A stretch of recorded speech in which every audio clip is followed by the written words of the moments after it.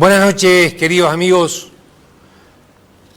No podíamos quedar indiferentes ante este criminal atentado a nuestros bosques, a nuestra flora y fauna, y por ello hemos querido invitar a tres personas que conocen, que saben y que la están sufriendo, como diríamos muy coloquialmente.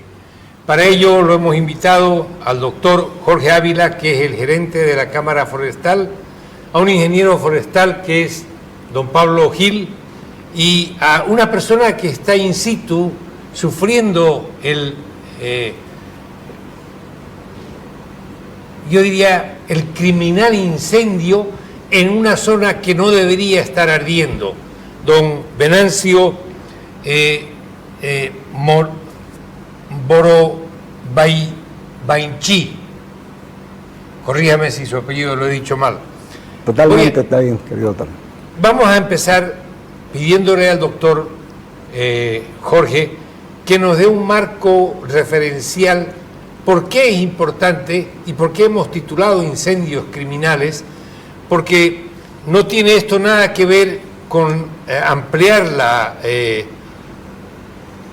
brecha o la capacidad de sembrar más, porque estas son zonas absolutamente forestales que tienen que tener un plan de manejo forestal, y no estamos hablando de generar mayor cantidad de alimentos. Doctor, explíquenos un poco, por favor. Óscar, muchas gracias por la invitación. Un placer inmenso estar en tu programa y poder compartir con la audiencia. A ver, yo creo que para que vayamos entrando en materia es necesario contextualizar un poco esta problemática.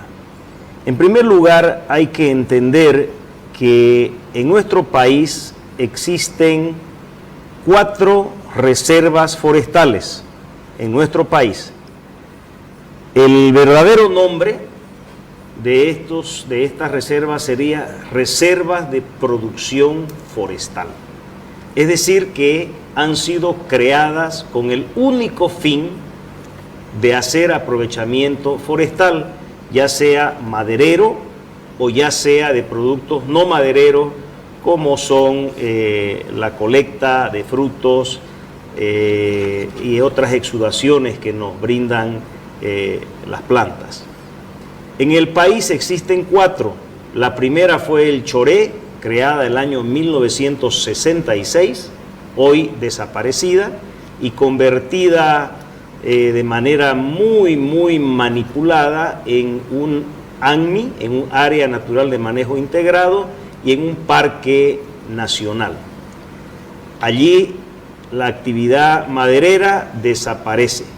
¿Por qué? Porque a través de esta maniobra jurídica le han dado paso al ANMI, reconociendo la existencia de asentamientos y de futuros derechos agrarios en tierras que son de exclusiva y única vocación forestal.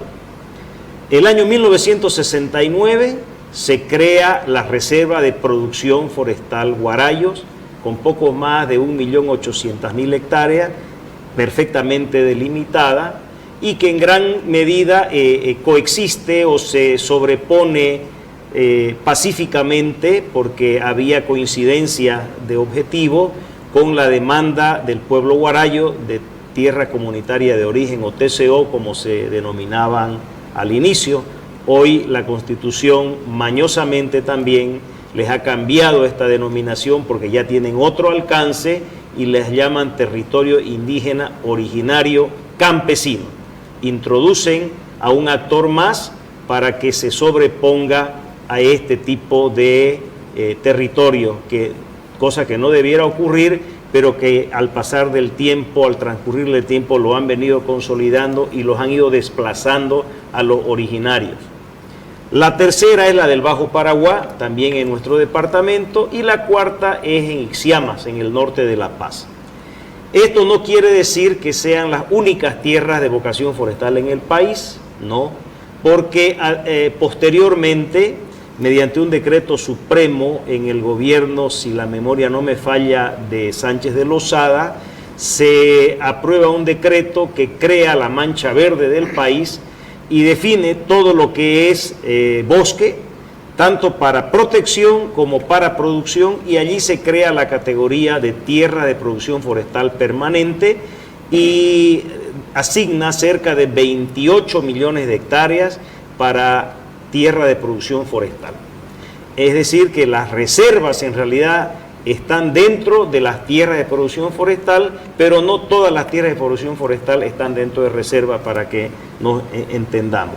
Esto quiere decir, por ejemplo, que todo Pando, gran parte del Beni, toda la Chiquitania cruceña no está contemplada dentro de reserva, sino de tierra de producción forestal permanente. Entonces, hablando específicamente del caso que nos ocupa, Guarayos, allí se establecen como reserva de producción forestal, si la memoria tampoco me falla, algo así como 26 o 28 unidades productivas en el transcurrir del tiempo, a partir de la ley 1700 aprobada el año 1966, se dilucida un poco la demanda indígena con las concesiones forestales.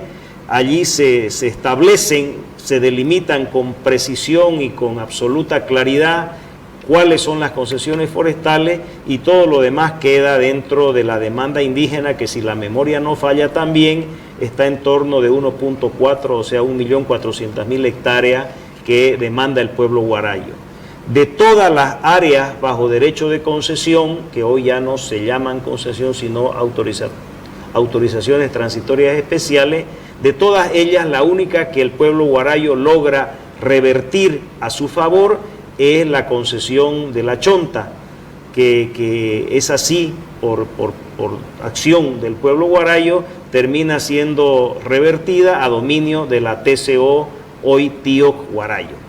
Ese es el contexto. Por tanto, para que quede claro, en esta zona solamente puede existir aprovechamiento forestal. La norma que crea la Reserva de Producción Forestal Guarayo de manera expresa, clara, contundente, establece que son prohibidos los asentamientos humanos ajenos a la provincia con fines de conversión de suelos para uso agrícola o ganadero. Es decir, expresamente lo prohíbe. Por tanto, todos los asentamientos humanos de carácter agrícola o ganadero posteriores al año 1969 deberían haber sido declarados improcedentes o nulos, y por tanto no se le debió haber reconocido jamás algún tipo de derecho agrario. Finalmente, para cerrar esta parte, en esta zona, especialmente en el cantón de Urubichá, es donde estamos viviendo uno de los fenómenos más complejos de esta temporada de los incendios criminales. Y hablamos específicamente de un área forestal de la empresa CIMAL, llamada también Basber, el área de Basber, que en realidad es de CIMAL, de más de 50 y tantas mil hectáreas de bosque exclusivamente de vocación productiva, de aprovechamiento forestal. Hace poco más de 2 años se asentaron unas pseudo comunidades interculturales, y hoy en una parte de esta área que es icónica y que seguramente el ingeniero Gil nos va a explicar mejor por qué, pero es un área icónica, se asentaron, hicieron deslindes, desboscaron, quemaron y hoy han producido incendios. El año pasado, o sea, un año después de ese asentamiento que fue denunciado de manera oportuna, se logró que la ABT emita una resolución de desalojo que, en vista de la incapacidad de logística de la ABT, solicita la intervención de la Policía Nacional. Hicimos algunas gestiones con la policía, pero ahí quedó. Después de la policía no pasó nada el año pasado, y hoy estamos en una situación complicada porque estas mismas comunidades han decidido convertir de manera definitiva ese bosque en tierra de producción agrícola y le prendieron fuego. Y ese fuego ya abarca aproximadamente 50.000 hectáreas, casi el 100% o más del 90% de la superficie de este derecho forestal de la empresa CIMAL. Ahí una consulta, sí. Una consulta que me parece muy importante. ¿Existe una orden de desalojo? Sí. Y estamos como en el Far West, Sí. como era antes. Sí. O sea, sálvese quien pueda, buscaré yo mi piripipí y sacaré a aquellos que la policía y el Estado no está haciendo respetar. ¿Es así? En realidad, en una parte es así. Los que tienen los pirispipí son ellos. La empresa no tiene ni quiere tener ningún tipo de arma, peor de ejercer algún tipo de violencia. La empresa ha hecho todo lo posible por en el marco legal. En el marco legal como corresponde. Lamentablemente, estos señores que se dedican a este tipo de actividades delictivas, criminales, sí tienen armas. Es más, han amenazado a los funcionarios de la empresa, han amenazado y amedrentado a los funcionarios de la ABT en su oportunidad, precisamente con armas de fuego y con armas blancas, corriéndolos de la zona para que no se atrevan a ir a notificarlos con el desalojo. Una última pregunta al respecto, después quiero hacer un par de preguntas al ingeniero.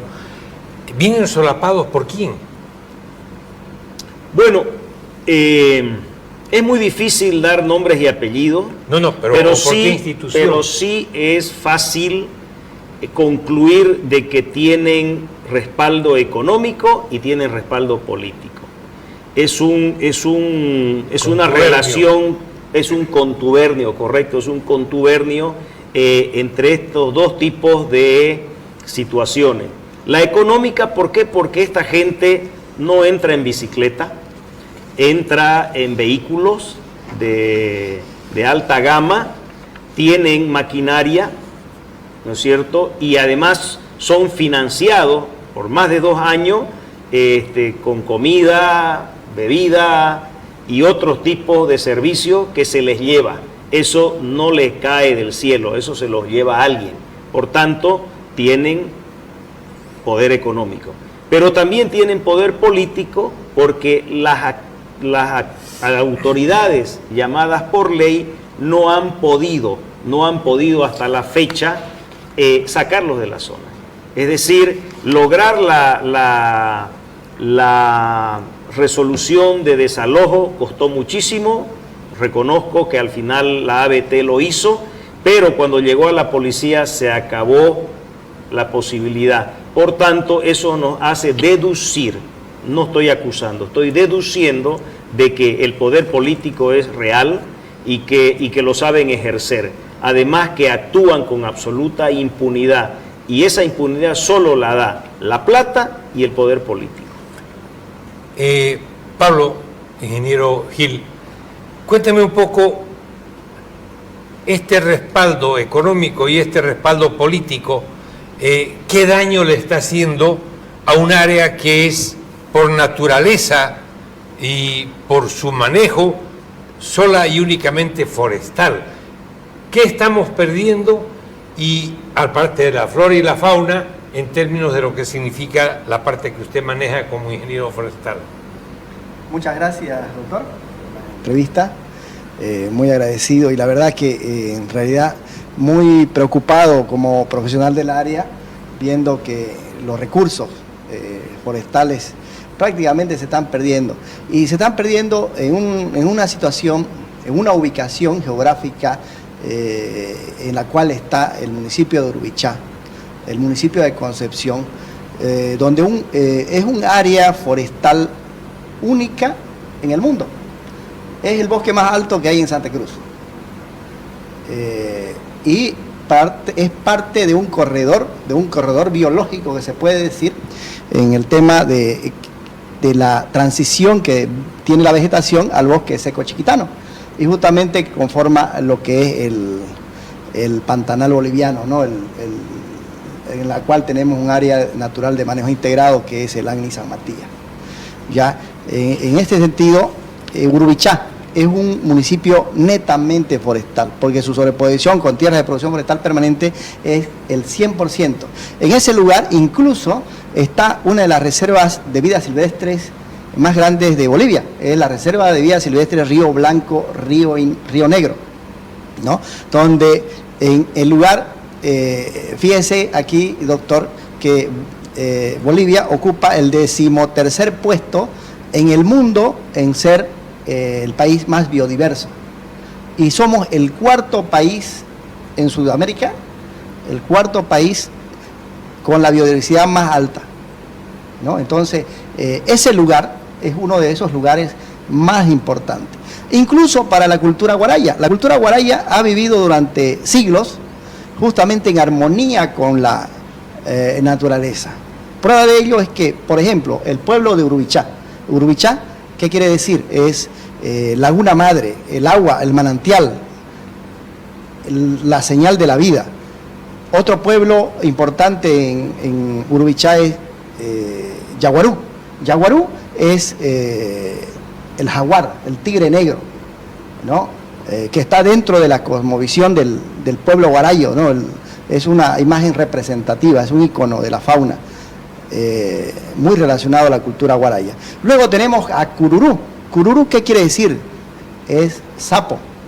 Sapo, el sapo, en todas las investigaciones de biología, las investigaciones científicas, significa la salud de la vegetación, la salud del bosque, la salud del bosque. Entonces, toda esa armonía en la naturaleza es la que se está perdiendo. Don Venancio Borobainchi, usted está viendo las imágenes que están viendo nuestros telespectadores. ¿Qué nos puede decir? ¿Cuál es la vivencia de un estante y habitante de esa zona? Gracias, querido doctor. Al ver esta imagen, da ganas de llorar, de verdad. Hoy por hoy el pueblo guarayo, específicamente donde yo vengo, del municipio de Urubichá, hoy por hoy vivimos de una situación muy crítica, de humadera, cómo están sufriendo nuestra gente, nuestros animalitos, los jóvenes, los niños. Por nada más no están pasando clases. Esa es una pena, un dolor grande, ¿no? Por eso mi presencia me constituí acá, querido doctor, justamente para hacer una denuncia formal como pueblo indígena. Aquí tengo la documentación que he presentado a la ABT y al Comando Departamental de la Policía, porque necesitamos hoy por hoy que se haga una investigación profunda, porque no podemos permitir vivir como estamos viviendo hoy por hoy. Es por eso me constituí acá, de que hoy por hoy estamos desprotegidos nosotros como pueblo indígena, pisoteados nuestros derechos y nuestros principios. No tenemos presencia del Estado. Hoy por hoy otra gente nos están destruyendo en nuestra casa grande que llamamos nosotros, como la TCO, ¿no? Esta es mi presencia acá en la ciudad, querido doctor. Gracias por darme esta cobertura. Ya estoy presentando una denuncia formal, que se haga algo, justicia para este pueblo indígena que hoy por hoy está pisoteado de este partido de turno. No tenemos presencia del Estado. Como dice acá nuestro amigo, varias veces han hecho una denuncia público, hasta ahora el Estado no ha dado la respuesta. Igual nuestra organización, la CONNA, también ha hecho una denuncia pública, pero es un saludo a la bandera, ¿no? Entonces yo estoy haciendo formalmente en defensa de mi gente, de mi pueblo, a ver si por lo menos no van a escuchar esto.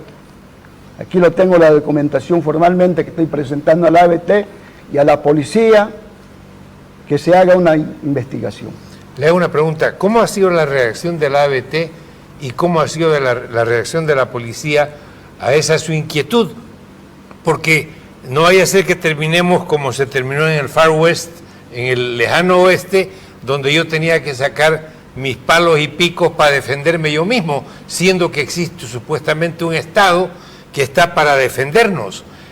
¿Cuál ha sido la reacción de la ABT y cuál ha sido la reacción de la policía a sus oficios que usted ha presentado? Efectivamente, estamos esperando la respuesta, nosotros esperamos la respuesta, pero vamos a seguir insistiendo, si es que no nos dan la respuesta, nuestra obligación que nos dé la respuesta por escrito también, como yo lo estoy haciendo, porque es su obligación de responder esta denuncia. Nosotros como pueblo indígena vamos a seguir insistiendo que nos dé la respuesta en defensa de nuestro territorio. Le hago una pregunta que va a parecer un poco antipática, pero tengo que hacérsela. Existe mucha gente que cree que hay dirigentes que viven ya acá en Santa Cruz y que están aprovechando estas situaciones de confusión para hacerse de tierras fiscales o de tierras, en este caso de las que pertenecen a su pueblo, y luego querer comercializarlas en una especie de conexión, teniendo el respaldo jurídico, teniendo el respaldo económico con otras gentes. Y estos cambas o collas, o cambas y collas, o collas y cambas, pero básicamente interculturales, entre comillas, porque interculturales somos todos. ¿Cuál es el respaldo que usted visiblemente puede ver? Porque decía acá el doctor que tienen vehículos de alta gama, tienen 2 años que están ya asentados ahí, tienen una orden de desalojo y no salen de donde deberían salir. ¿Cómo se siente usted y su pueblo siendo invadidos en su propio pueblo? ¿No será que están ellos queriendo hacer otro San Julián, metiendo sus asnos sus caballos de Troya para querer políticamente empezar a querer invadir el Oriente? Creo que esa es la figura, ¿no? Pero nosotros siempre vamos a estar apegados en la parte legal, porque tenemos también que el director nacional del INRA sacó con una comunicación, porque esas identidades son llamados de otorgar el permiso a estos señores que no son humanos, son una tropa de delincuentes que no les interesa la vida de los animalitos, de la vida humana. Por eso esto hago formalmente la denuncia, que se haga una investigación de fondo, porque no podemos violar nuestra propia constitución política del Estado, porque la TCO está titulado, querido doctor, a nombre de los pueblos guarayos. Entonces nosotros siempre vamos a defender nuestro principio, lo que nos dieron nuestros abuelos y abuelas, respetando nuestra biodiversidad. No vamos a permitir a esto que nos atropellen de esta forma, porque no merecen, querido. Y siempre nosotros vamos a defender, dentro de la parte legal. Pablo, nosotros no vamos a defender con armas, como ellos tienen, no. Nosotros vamos a pegarnos en la parte legal siempre, querido doctor. Al parecer, cuando uno va por la parte legal, termina crucificado.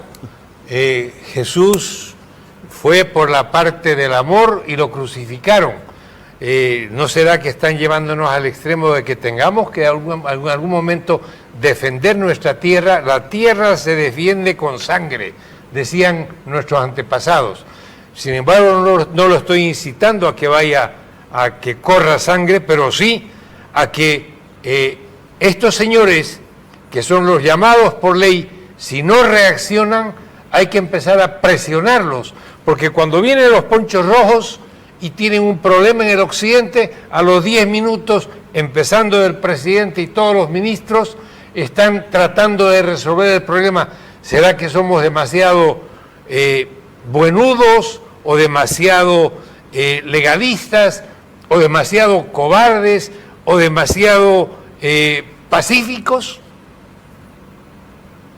No creo, porque Mire, nosotros tenemos nuestro propia historia, como brucheño. Siempre este pueblo ha sido guerrero, ¿no? Por eso yo me manifiesto de que nosotros siempre nos vamos a hacer respetar. Si no nos da la respuesta, pero el pueblo se va a hacer respetar. Gracias.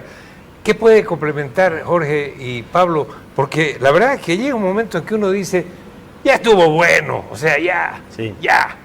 Y las autoridades no hacen absolutamente nada.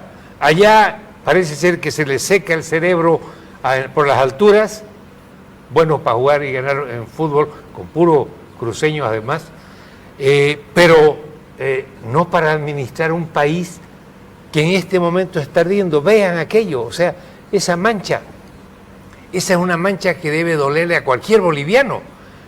O, por último, vamos a tener que llegar a decir, señores, ¿saben qué?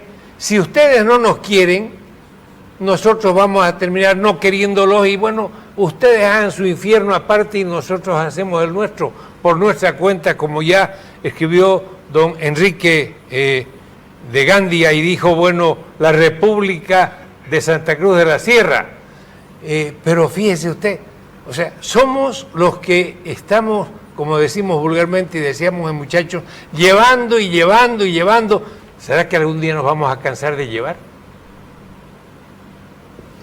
A ver, es un tema muy profundo, muy duro, muy difícil y que desde luego tiene muchas formas de entenderlo y de salir.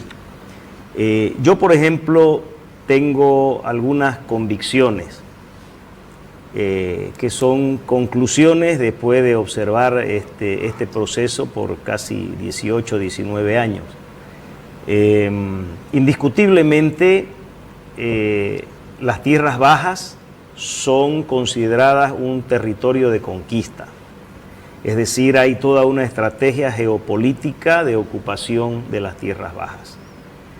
Y esa estrategia geopolítica se ha mezclado, se ha amalgamado con un interés económico, indiscutiblemente. Esos dos, el hambre y las ganas de comer, se están encargando de mostrarnos estos gráficos, de ver cómo están incendiando sistemáticamente las tierras bajas del país. Ahí está.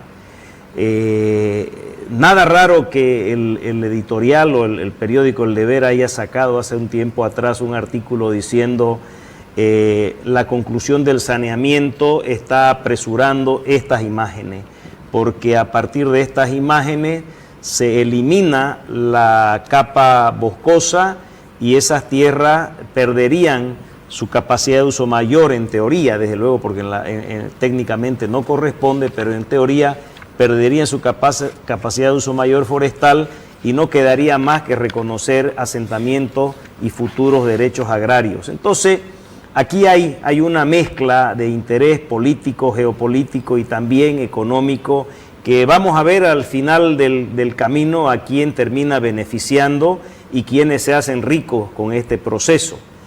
Pero entrando un poquito en la provocación de la consulta, Oscar, yo soy de la idea que Bolivia sin Santa Cruz es inviable y que nosotros tenemos que asumir esa realidad, porque no creo que tengamos la capacidad de salirnos de este país.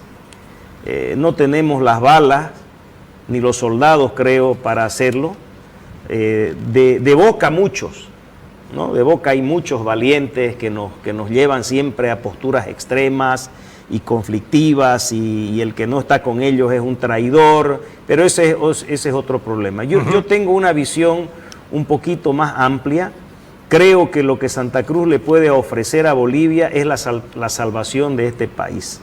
Y los cruceños deberíamos entenderlo y asumir esa responsabilidad, perder ese complejo de seguir mirándonos nosotros y sintiéndonos agredidos y sufriendo por lo que nos hacen, y más bien dar un salto cualitativo para tener un poquito más de presencia, de sentimiento nacional y apropiarnos en el buen sentido de este país. Es decir, generar en nosotros un sentimiento de pertenencia para gobernarlo, porque de lo contrario Bolivia se va a destruir. La cultura del Ande, y especialmente la de ahora, que está comprometida con este esquema populista, retrógrado, semisocialista, que la verdad que no sé qué es, que nos está gobernando desde hace casi 20 años, ha terminado de destruir esa posibilidad de hacer Bolivia desde allá, o con esa visión. Yo más bien creo que hoy tenemos que asumir nosotros la responsabilidad de reencauzar los destinos de este país y no más bien ser parte de la destrucción de Santa Cruz. Esa es un poco la visión que yo tengo, en muy buena onda, en muy buen sentido, con muy buena fe. Yo creo que los valores de la libertad, de la libre iniciativa, de la democracia, de los valores éticos, el de reconocer la importancia del conocimiento científico ante cualquier otro tipo de conocimiento, sin desconocer el valor de los conocimientos ancestrales en muchos ámbitos.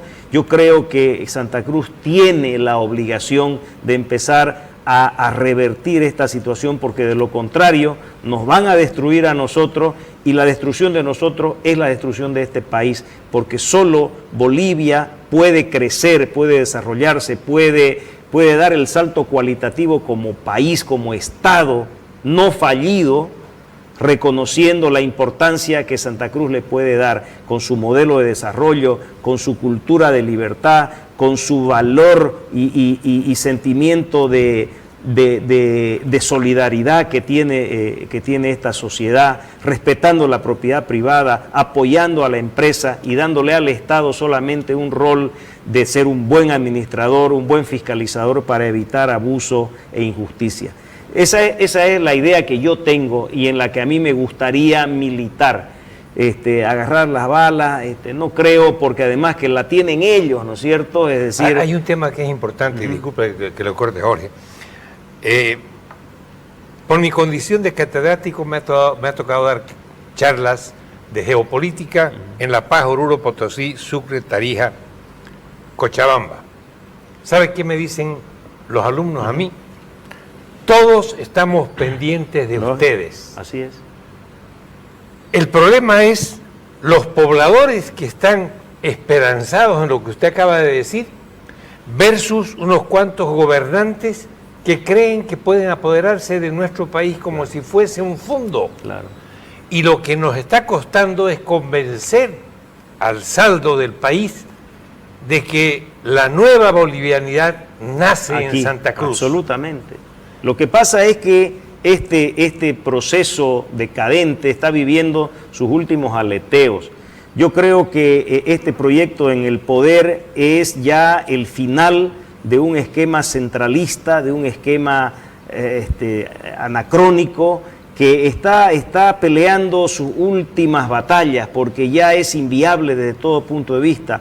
El proyecto actual ya perdió toda posibilidad económica y está destruido políticamente. Lo que pasa es que tienen una gran capacidad, o han construido una gran capacidad de convencimiento en sus seguidores, y que todavía el ejercicio del poder amedrenta a la gente y se termina sometiendo a un proyecto absolutamente acabado.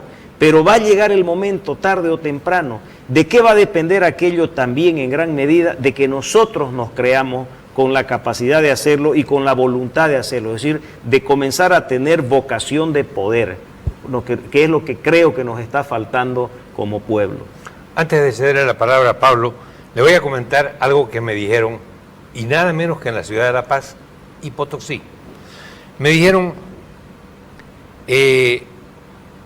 a ver, profesor, porque yo estaba ahí de profesor, los supinos ignorantes y las focas que aplauden a este gobierno no son ni van a ser jamás la población de todos los demás departamentos. Esto no es un modelo, porque si fuese un modelo podríamos imitarlo y reproducirlo. Esto es netamente un extractivismo llevado al extremo. El modelo de ustedes hace de que vayan cosechando, vayan sembrando y vayan rotando incluso cultivos lo que hace que ustedes hayan podido crecer. Y muchos de nosotros vemos en Santa Cruz la América, donde nos vamos a ir, donde vamos a terminar. Entonces, lo que ustedes tienen que hacer es convencerse ustedes Tal cual. de que ustedes son capaces de agarrar la posta, porque a nosotros nos tienen poco más o menos que un poco, yo diría, y como decía un colega profesor, como me decía él, nos tienen acopaibados. Y yo todavía le digo, pero esa palabra no es occidental, pero la aprendí y me parece la mejor, me dijo. Nos tienen acopaibados. Entonces, ¿qué tenemos que hacer? Mostrar lo que está haciendo Venancio, que es criminal. Mostrar lo que significa la posición de respeto a la normativa que usted muestra. Y a mí me gustaría que Pablo nos complemente con lo que significa en términos numéricos, que a veces eso a la gente le impresiona, lo que significa la pérdida de hectáreas y de CO2 en términos generales para Bolivia, porque eso no es solo para Santa Cruz. Correcto. Y la verdad que estamos hablando de lo que el proceso de destrucción que se está viviendo en este momento conlleva a una eliminación de todo lo que hasta ahora se ha hecho. Inicialmente empezamos con Urubichá, que es el municipio forestal por excelencia. En Urubichá se han dado planes de manejo que han sido icónicos, como dijo el doctor Ávila, han sido premiados internacionalmente como casos ejemplares en manejo forestal. Ha sido parte de las 2 millones de hectáreas que recibió como premio Bolivia en el tema de los bosques certificados en el mundo, por encima de Brasil, que es un país mucho más grande que nosotros. Una vez fuimos campeones mundiales en Bolivia y hemos sido campeones en certificación forestal en manejo. Y aquí viene el tema de lo que es destrucción, es el cambio de uso.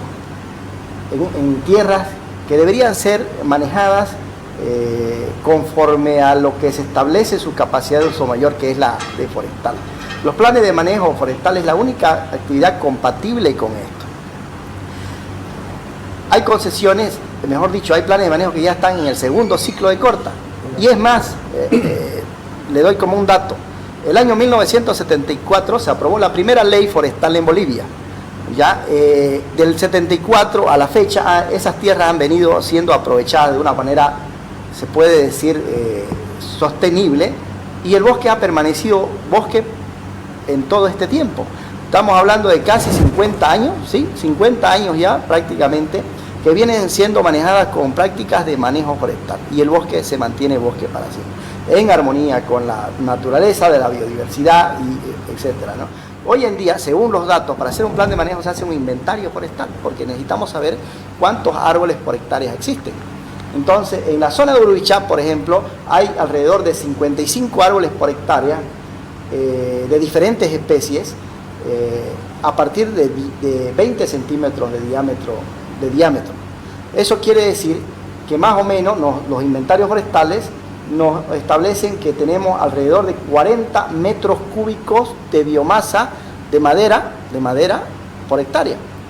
Si en Urubichá, en el municipio de Urubichá y parte del municipio de Concepción, el incendio que se está dando justamente y que está arrasando con los planes de manejo forestal icónicos como los de la AIFU, Asociación Indígena Forestal de Urubichá, la AT Basber, como decía, que ha sido una concesión certificada con sello verde, AISU, área también indígena forestal de la comunidad de Salvatierra, ¿no? Y así otras áreas de manejo forestal con las que las comunidades han venido financiando, han mejorado su calidad de vida.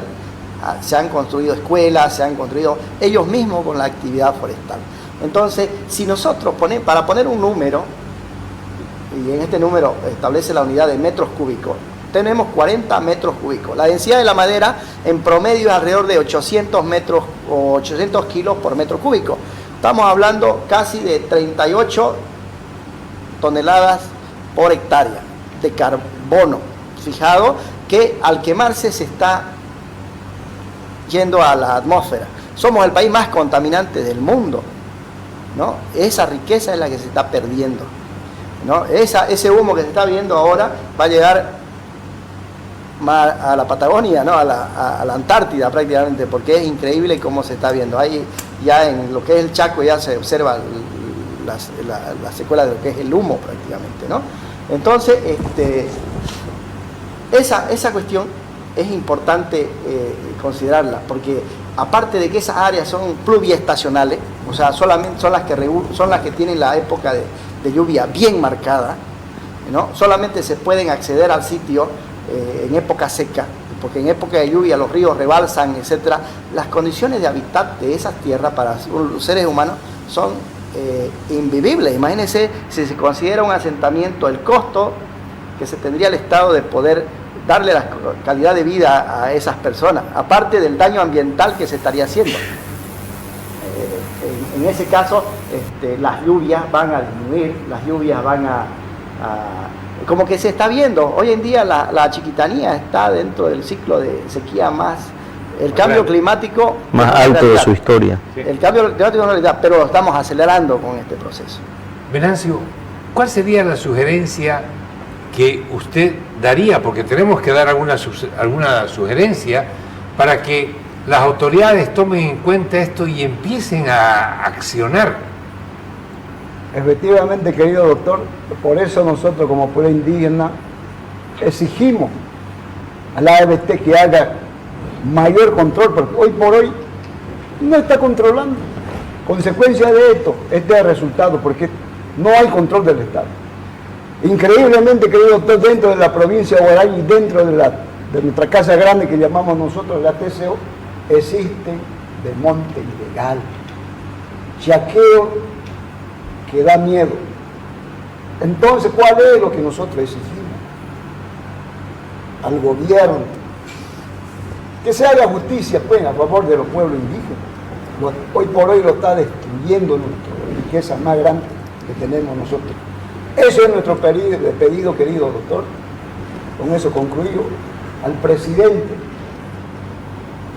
que no haga respetar nuestro derecho, lo que tenemos, nuestra obligación. ¿Usted cree que si las sanciones fueran mayores, si las multas fueran mayores, está saliendo una nueva disposición legal por la cual se está sancionando? Ahí está, fíjese usted, las multas que se han estipulado cuando es una colectividad campesina y cuando es una empresa privada, la diferenciación que hay.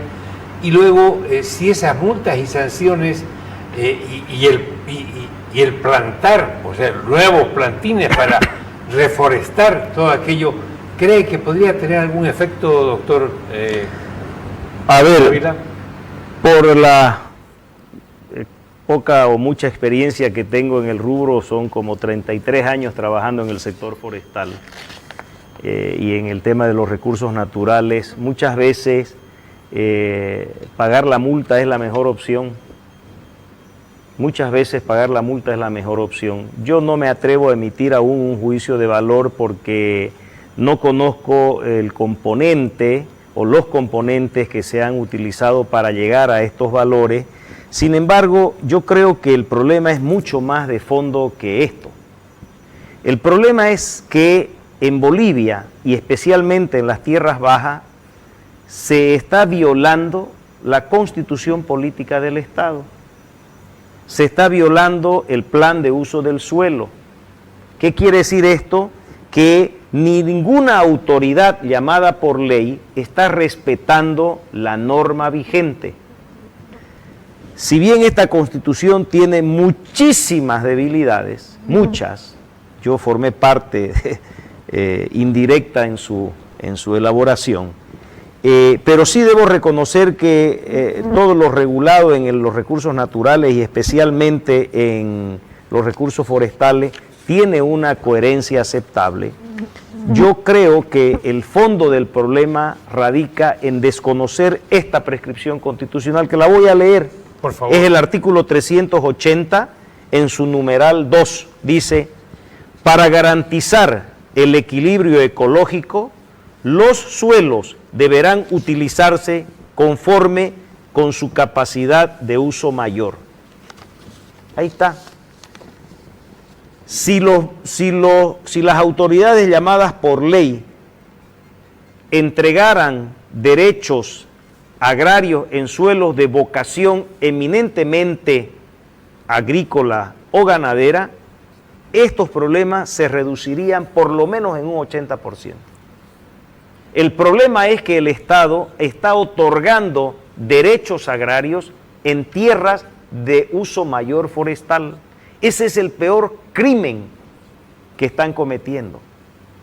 Yo no sé si la historia o futuras autoridades le van a perdonar estas actuaciones político-administrativas y jurídicas a quienes han violentado la Constitución política del Estado, porque han otorgado derechos agrarios en tierra de vocación forestal, en suelos de capacidad de uso mayor forestal, violando la Constitución política del Estado y violando unos 3 o 4 artículos más de esta norma.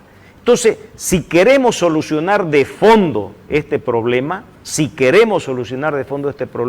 lo que hay que hacer es parar con esta actuación de otorgar derechos agrarios en tierra de vocación forestal. Primer lugar. En segundo lugar, en caso de los derechos ya otorgados irregularmente,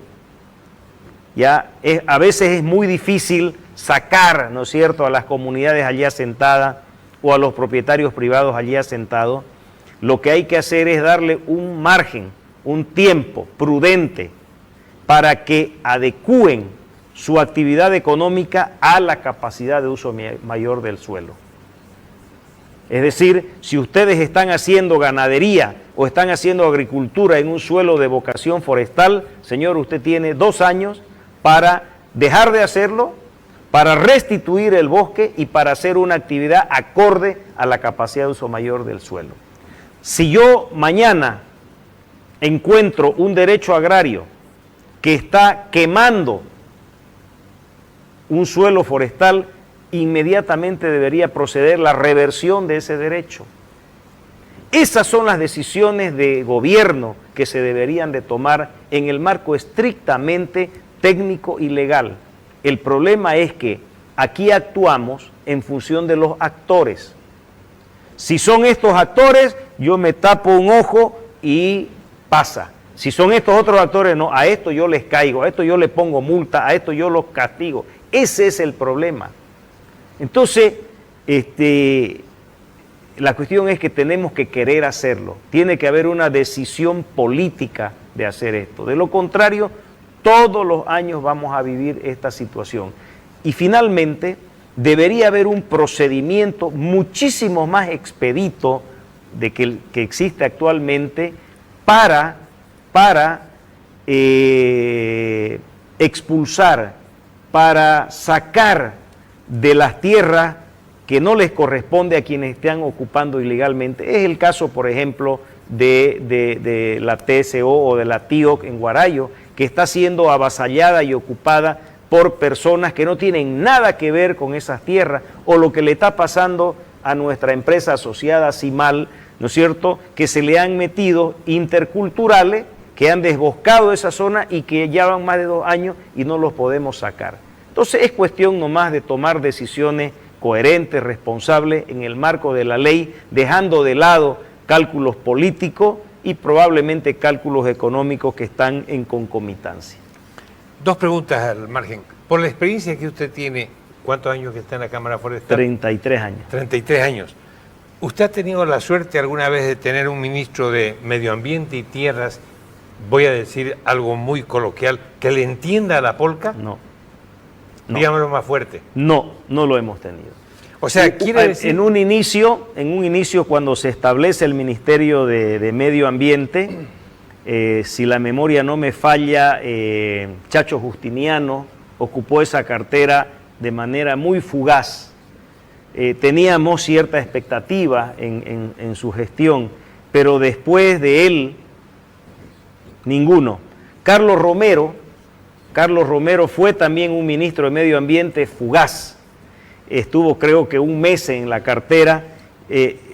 Más allá de nuestras diferencias ideológicas con Carlos, teníamos la esperanza de poder conversar porque en la constituyente sí logramos algún nivel de comprensión, de entendimiento y de buena fe en estos temas, pero lamentablemente también fue un ministro fugaz.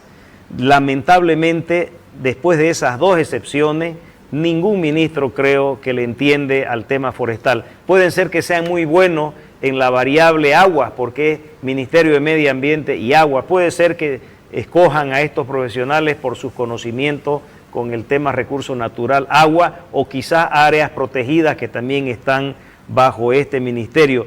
Pero en lo que hace a desarrollo forestal, la verdad que malos. Quiero que, por favor, si es tan amable, don Víctor Hugo, nos muestre la imagen de don Lula da Silva, muy importante, y no me la va a sacar hasta que termine mi discurso porque estamos terminando el programa. Dicen que Dios perdona siempre, el hombre a veces, pero la naturaleza nunca. Y parece ser que don Lula da Silva entiende aquello y ni bien tuvo la oportunidad de ir a las zonas que estaban con ese malestar, con esos criminales incendios, se trasladó allá. El nuestro ni se entera de lo que está pasando.